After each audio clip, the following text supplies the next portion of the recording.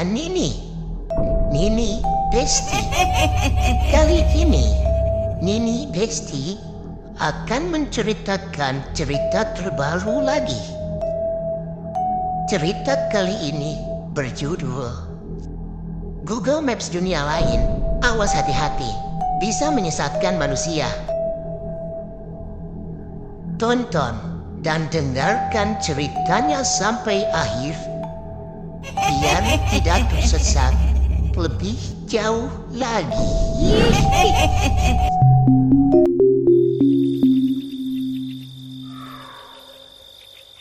Suasana rumah sakit pagi itu tampak ramai. Ada yang berobat dan ada pula yang sekedar memeriksakan kesehatan. Tentu saja, orang-orang tak mau sakit di hari raya Idul Fitri yang akan datang 2 hari lagi. Paling banyak yang datang dengan keluhan kolesterol dan hipertensi. Bagaimana mereka akan makan daging dan makanan berlemak jika mereka sakit? Bukankah 2 jenis makanan itu paling banyak ditemui di hari raya?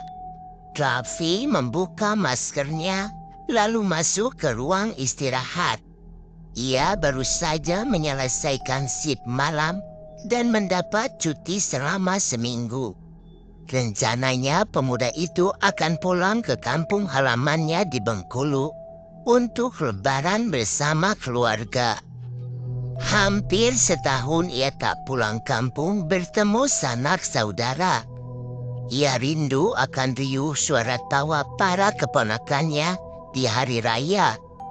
Jadi Bu Pika, siang ini berangkat. Rencananya mau tidur dulu 1 atau 2 jam di kos.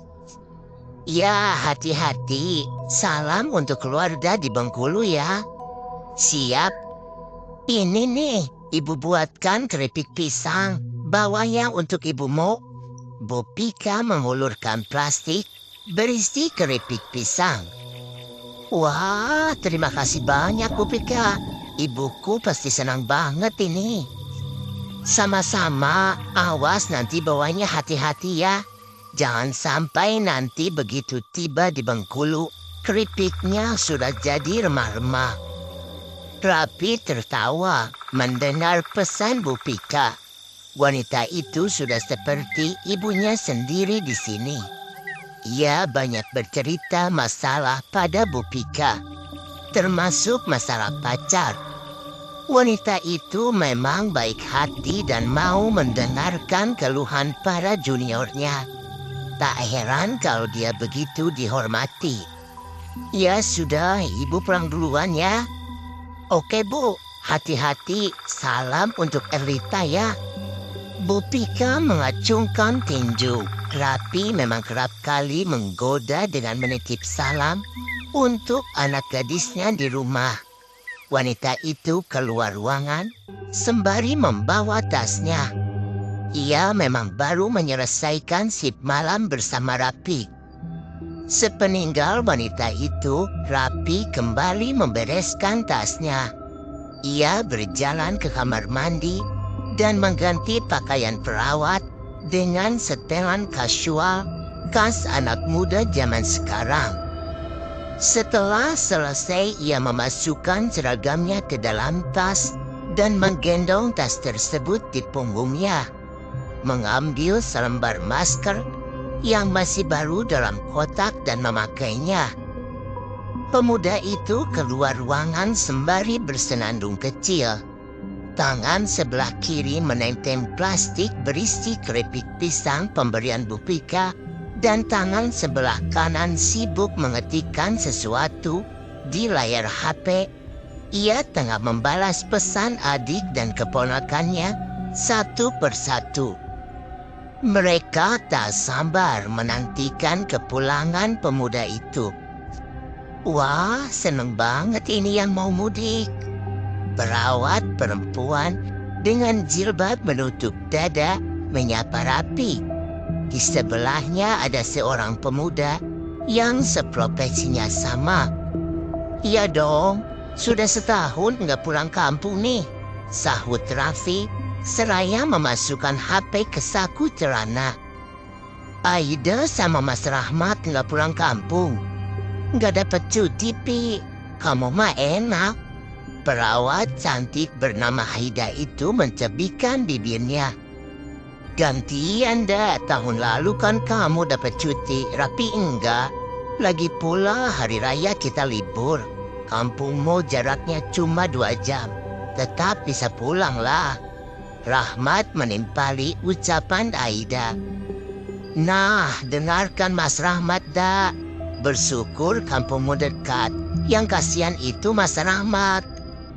Sudah kampungnya jauh di Banten sana. Anak istri di sana pula. Wah, sendirian lagi lebaran kali ini sepertinya. Sialan anak ini. Rahmat meninju bahu Rapi yang meledeknya. Sementara pemuda itu tertawa sambil berlari menjauh. Duluan ya Mas, aku mau tidur dulu di kos. Awas, jangan keterusan, nanti malah bangun maghrib, teriak Aida. Rapi yang sudah tiba di parkiran hanya mengacungkan jempolnya sebagai jawaban. Pemuda itu masuk ke mobil dan meninggalkan halaman rumah sakit.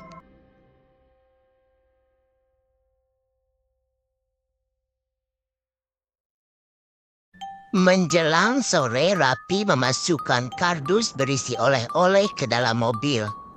Tak lupa plastik keripik pisang dari Bu Pika. Ia tak sempat memasukkan keripik itu ke dalam kardus oleh-oleh yang lain. Lagi pula ia takut diomeli Bu Pika jika keripik itu hancur. Ia tadi berencana untuk berangkat selepas zuhur. Akan tetapi setelah dipikir ulang, perjalanan dari Tulang Bawang Lampung ke Bengkulu tidaklah dekat. Maka ia memutuskan untuk tidur lebih lama agar tak mengantuk saat menyetir mobil. Oleh-oleh sudah beres, barang-barang juga tak ada yang tertinggal. Pemuda itu masuk ke dalam mobil dan mulai mengendalikan kendaraan roda 4 itu keluar dari halaman kos yang ia sewa. Perlahan tapi pasti, mobil berwarna silver itu melaju di jalanan aspal. Musim mudik lebaran begini, lalu lintas memang sangat padat. Itu sebabnya Rapi memilih melakukan perjalanan malam hari. Selain tak begitu ramai, dia juga menghindari hal yang tak diinginkan, seperti kemacetan atau bahkan kecelakaan lalu lintas. Rafi berusia 28 tahun dengan kulit yang bersih. Ia melirik ke layar HP-nya. Ia menepikan mobilnya, lalu menghentikan laju kendaraan tersebut. Lalu meraih HP di atas dashboard, kemudian membuka aplikasi Google Maps. Ia sedikit lupa rute perjalanan pulang menuju rumah. Rapi tersenyum kecil. Inilah akibat terlalu banyak berkutat dengan jarum suntik, obat-obatan, infus data pasien dan pasien itu sendiri. Ia sampai lupa jalan pulang.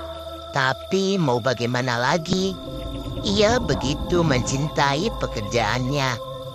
Bagi Rapi, merawat orang sakit itu butuh kesabaran dan ketelatenan. Jika pasien sudah sembuh dan berkumpul lagi dengan keluarga mereka, maka hal itu menciptakan kebahagiaan tersendiri di hatinya. Layar HP-nya menampilkan rute perjalanan tercepat menuju kampung halamannya. Rapi memilih untuk lewat jalan lintas saja daripada jalan tol. Entah ia tak begitu suka berjalan di atas tol. Memang bisa lebih cepat sampai, tapi mana tantangannya? Sementara Rapi adalah penikmat perjalanan. Ia suka saat melintasi perkebunan, sawah, hutan, bahkan jalan berlubang.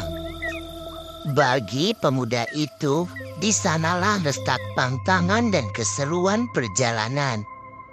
Mobil kembali melaju diiringi lagu-lagu band lawas 90-an yang lagunya masih sangat enak didengar.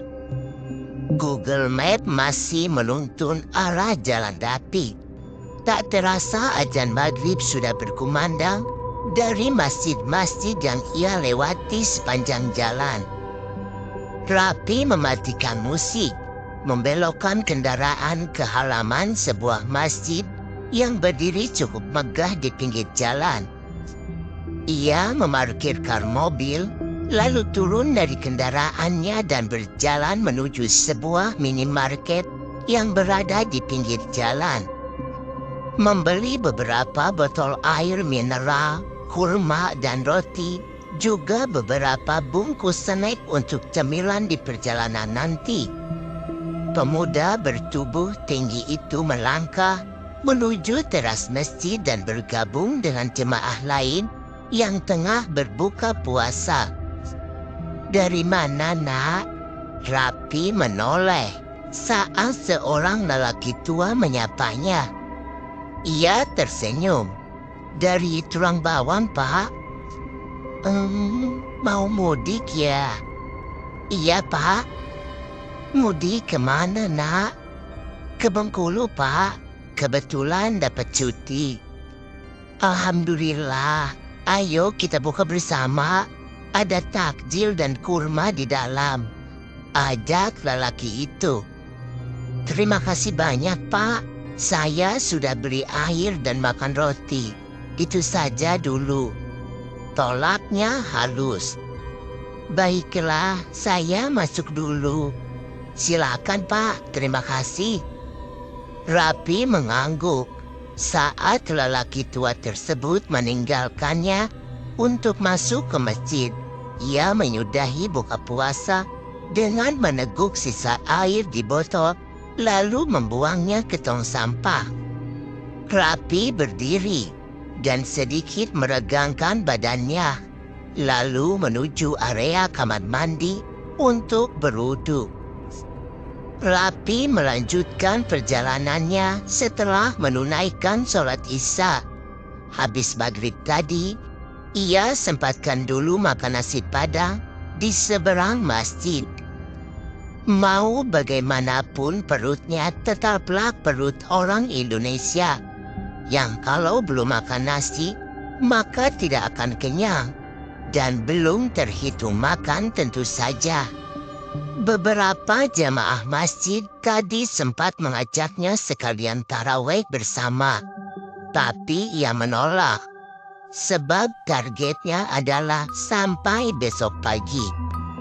Ia sudah tak sabar untuk sampai di kampung halamannya. Mobil berwarna silver itu terus membelah jalanan yang sudah tak seramai biasanya. Ia mulai mengantuk saat jam di layar monitor mobil menunjukkan 11:30 malam. Rapi berulang kali menarik napas dan menghembuskan secara perlahan untuk mengurangi rasa kantuk di matanya. Ternyata tidur siang tadi tak begitu banyak membantu sekarang. Atau ini adalah efek samping dari kekenyangan makan nasi padang. Ia menghabiskan seporsi nasi kapau favoritnya, lengkap dengan daging dan telur. Tak lupa gulai tambusu yang membuas ia kalap. Rapi menggelengkan kepalanya sebagai alternatif lain pengusir kantuk, tapi tak juga berguna. Ia ingin singgah untuk beristirahat. Rasa lelah dan kantuk makin hebat menyerangnya.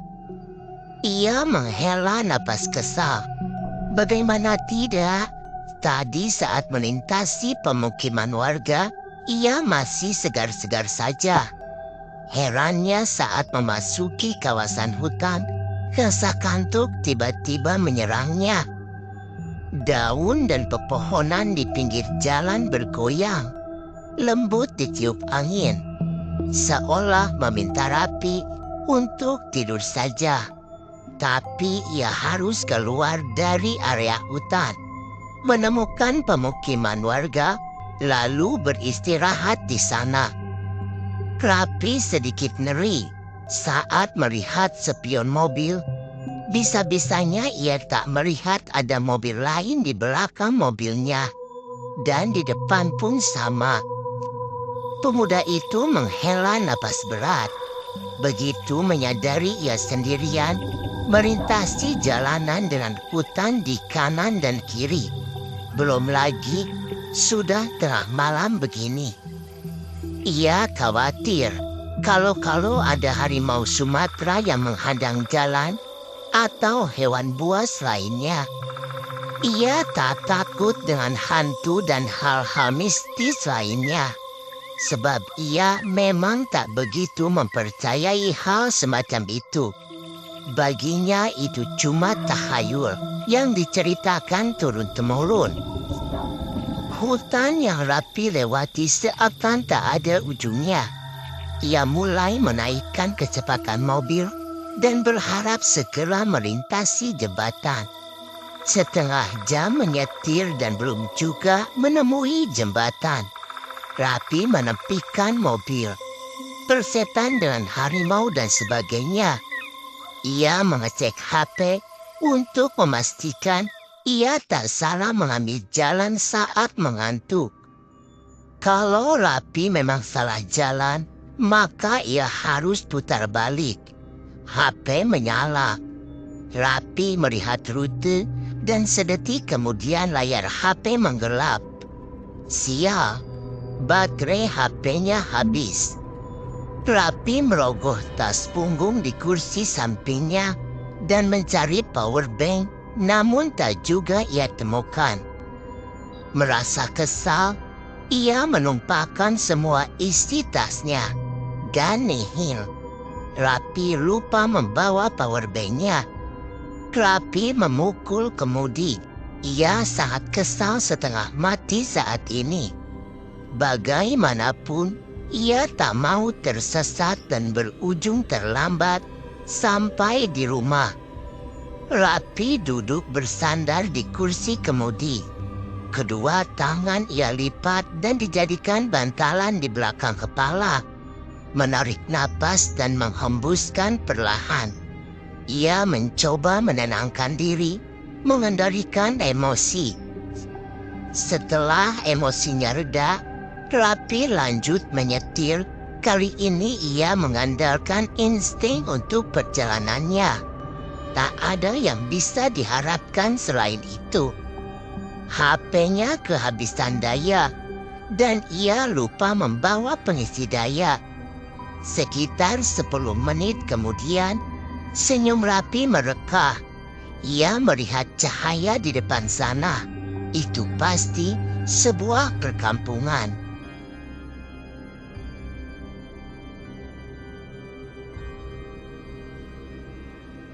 Ia akan singgah dan beristirahat sejenak di kampung itu untuk sekedar menghilangkan rasa kantuk dan lelah. Rapi berniat akan membeli kopi hitam. Semakin memasuki perkampungan, Rapi bingung melihat keadaan kampung tersebut. Rumah-rumah panggung berdiri berdekatan. Halaman rumah di sini luas. Sebagian ada yang berpagar bambu. Sebagian lagi dibiarkan begitu saja. Namun ada kesamaan di halaman setiap rumah, yaitu tiang-tiang bambu dengan nyala obor di atasnya. Anak-anak bermain di halaman. Sebuah bangunan besar mirip rumah adat Sumatera. Para ibu duduk di tangga rumah tersebut sembari bercanda sambil sesekali mengawasi anaknya yang asik bermain. Bapak-bapak juga tampak nongkrong di sebuah gardu pinggir jalan menikmati kopi dan makanan ringan. Tanpa sadar senyum Rapi mengembang. Kampung ini mengingatkan ia akan masa kecilnya. Melihat mobil Rapi yang melintas dengan sangat pelan, orang-orang di sana langsung terdiam.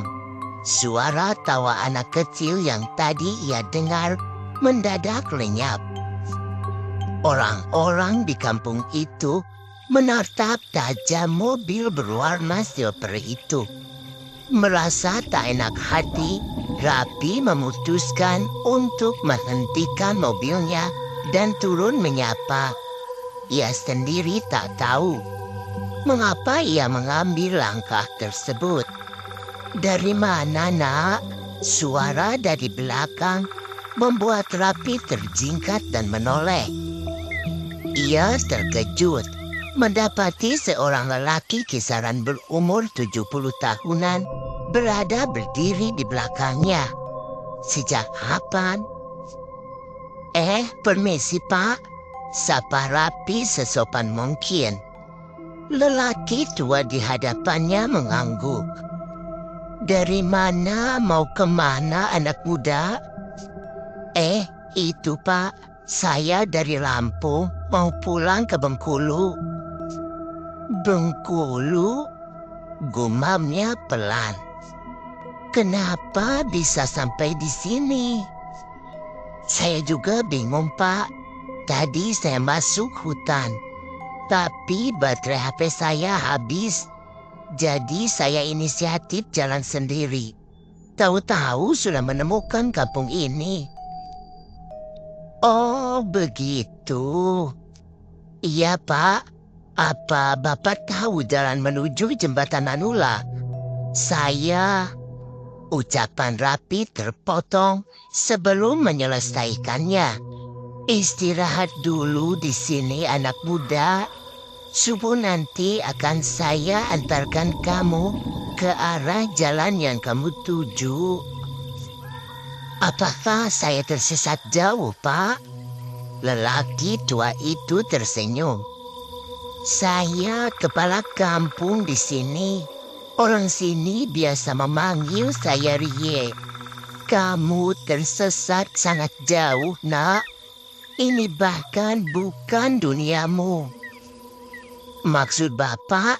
tanya Rapi belum mengerti. "Ini kampung orang Bunian, anak muda. Begitulah kira-kira manusia menyebut kami." "Bunian?" Rapi menatap sekeliling. Ia melihat tatapan tajam orang-orang terhadapnya. Pemuda itu menelan ludah. Bagaimana ia bisa sampai di sini? Seketika bulu kuduknya meremang. Ini pasti tidak nyata. "Maksud Bapak kampung ini tidak nyata?" tanya Rapi dengan ragu. Bukannya menyahuti ucapan Rapi, lelaki tua itu malah memegang lengan Rapi. "Apa kamu bisa merasakan sentuhan tangan saya?" Rapi mengangguk. "Kalau begitu dunia ini nyata anak muda. Hanya saja tidak sembarang orang bisa masuk ke sini." Rapi mulai mengingat-ingat di mana ia pernah mendengar kata Bunian. Ia pernah dengar salah satu temannya bercerita tentang seseorang yang tersesat di kampung Bunian. Apakah dia juga mengalami hal serupa? Atau ia tengah tertidur di perjalanan dan sekarang sedang bermimpi? Diam-diam, Rapi mencubit tangannya sendiri dan meringis. "Ayo ke rumah saya, Nak. Di sana kamu akan aman." Dengan ragu-ragu, Rapi mengekori langkah lelaki tua itu yang mengaku kepala kampung tersebut. Mereka tiba di rumah yang tadi Rapi lewati. Rumah besar dengan atap mirip limas. "Ayo anak muda, istirahatlah di dalam rumah."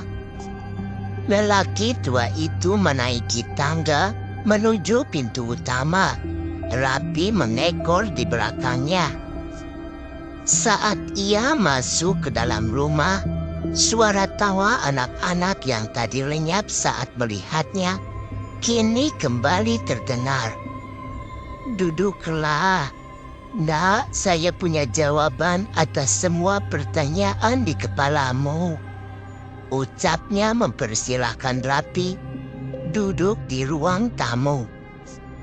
Ia sendiri masuk ke dalam dan kembali membawa bakul berisi daun sirih dan entah Rapi tak tahu namanya dan untuk apa. "Bapak, panggil saya Rie, nak." Iya Rie, bagaimana saya bisa keluar dari sini?" Rie mengambil beberapa lembar daun sirih dan mengisinya dengan bahan lain lalu dilipat. "Saat menjelang pagi pintu terbuka dan saya akan mengantarkanmu." Lelaki tua itu mulai mengunyah sirih di dalam mulutnya. Bau sirih yang sedikit menyengat membuat Rapi teringat akan mendiang nenek buyutnya yang suka mengunyah sirih. "Apa saya tidak bisa berangkat sekarang, Die?" "Bisa, tapi saya tidak menjamin keselamatanmu, anak muda. Kami ini sama saja seperti kalian. Ada yang baik, ada pula yang jahat. Saya harus menunggu sampai besok pagi." Lie beranjak. "Ikuti saya." Rapi mengikuti langkah lelaki itu ke dalam. Mereka berhenti di depan sebuah pintu. "Masuklah dan beristirahat di dalam." Rapi menatap pintu kamar dengan enggan. Ia takut bagaimana kalau di dalam sudah ada orang jahat yang akan menyakitinya. Jika mereka manusia biasa sepertinya, ia mampu menghadapi 4 orang sekaligus. Tentu saja, ia mengantongi sertifikat lulus taekwondo di kampusnya dahulu. Akan tetapi jika memang dugaannya benar, yang akan dihadapi kali ini adalah orang dengan kemampuan supranatural. Apakah ia sanggup? Rie tertawa pelan. "Tidak ada orang jahat yang menunggumu di dalam, nak." Rie mendorong daun pintu. "Nah, lihatlah, hanya kamar dengan dipan dan meja kecil saja." Rapi mengusap tengkuknya. Lelaki tua ini tahu yang ia pikirkan. Dengan ragu ia melangkah memasuki kamar. "Terima kasih, Rie." Rie mengangguk. "Tutup pintunya dan kunci." Rapi menuruti ucapan Rie lalu menatap sekeliling kamar. Tak ada hal ganjil.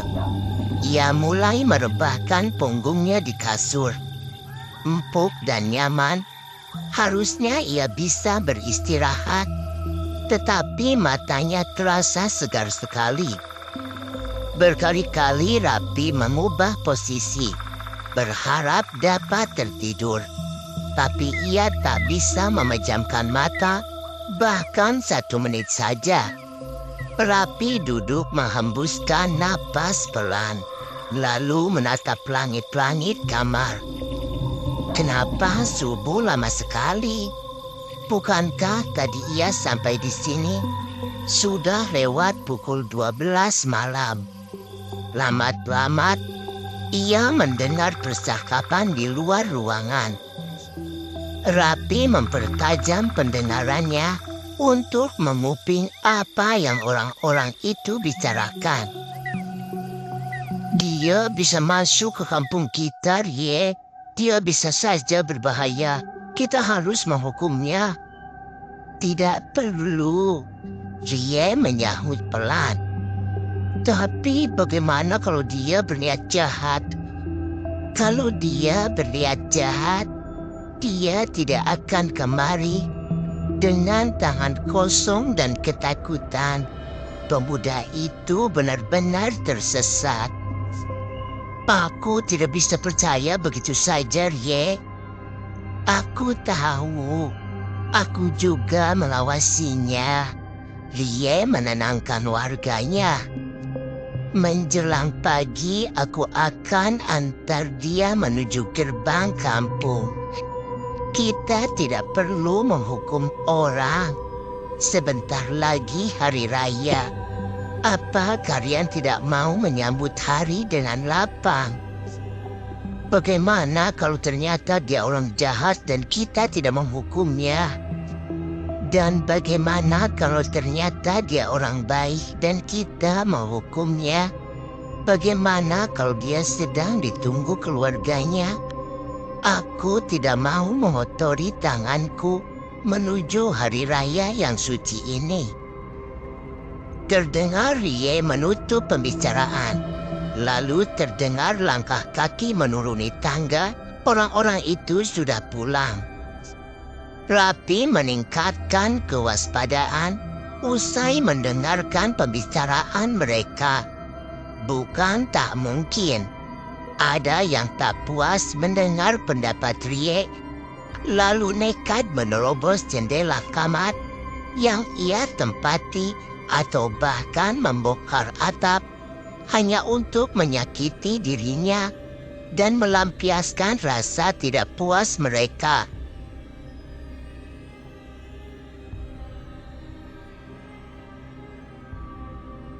Rapi mengikuti Rie yang berjalan di depan mobilnya, sementara ia menyetir dengan sepelan mungkin agar bisa mengimbangi langkah lelaki tua itu. Setelah semalaman waspada pada segala hal sampai tak bisa tidur, subuh ini Rapi merasa lega karena Rie benar-benar mengantarkannya ke gerbang kampung. Rapi turun dari mobil. Terima kasih banyak, Rie. Sama-sama, jangan tersesat lagi. Lelaki tua itu berpesan. Rapi mengangguk sembari tersenyum. Terima kasih karena sudah melindungi saya, Rie. Lelaki tua di hadapannya tertawa pelan. Dan terima kasih karena sudah menguping anak muda. Rapi menggaruk tengkuknya yang tak gatal. Ia salah tingkah. Ternyata Rie tahu ia telah menguping semalam. Ia melangkah ke arah mobil, masuk ke dalam kendaraannya, lalu menyalakan mesin. Mulai menjalankan mobilnya. Kemudian meninggalkan kampung Bunian yang telah ia singgahi. Kampung yang menuliskan pengalaman tak terlupakan dalam hidupnya.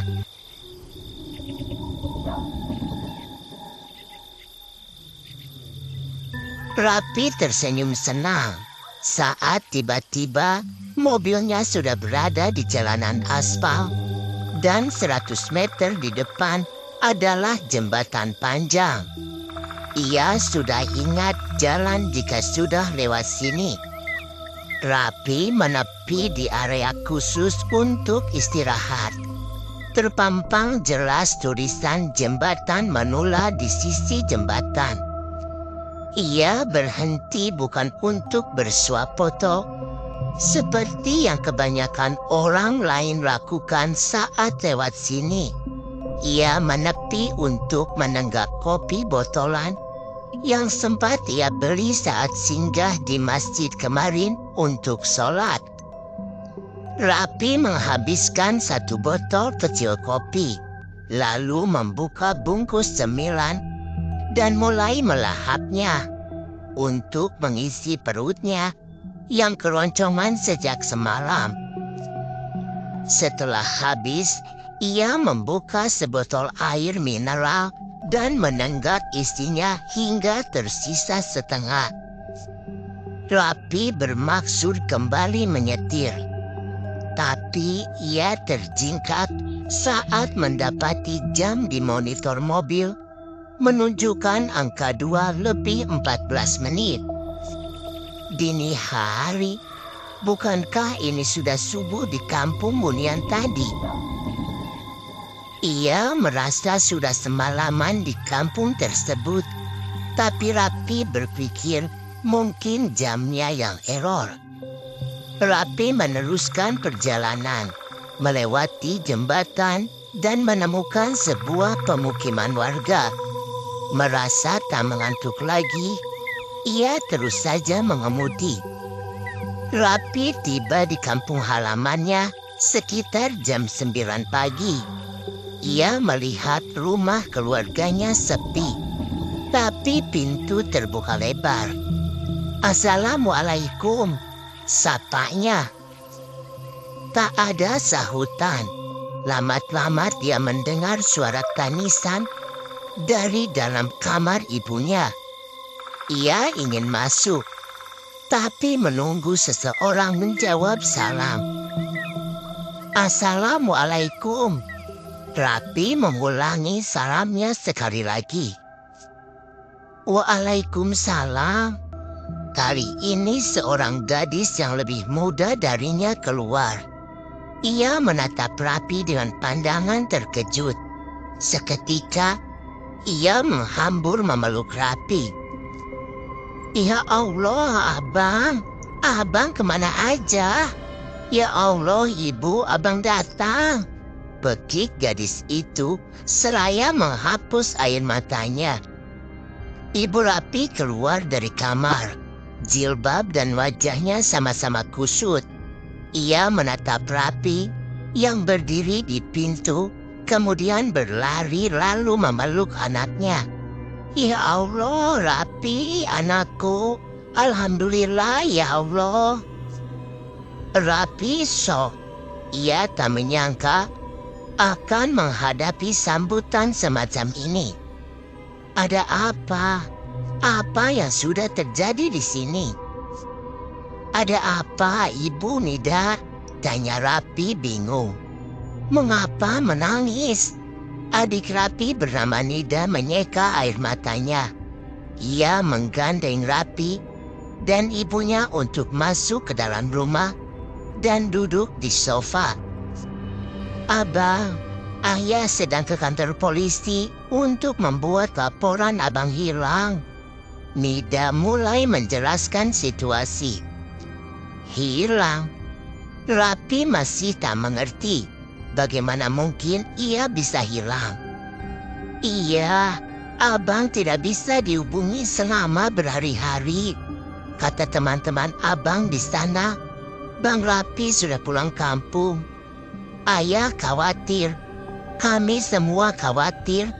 Takut terjadi sesuatu sama Abang. Jadi ayah membuat laporan ke polisi." Astagfirullahaladzim. Rapi mengusap wajahnya. "Kemana saja kamu, Nak?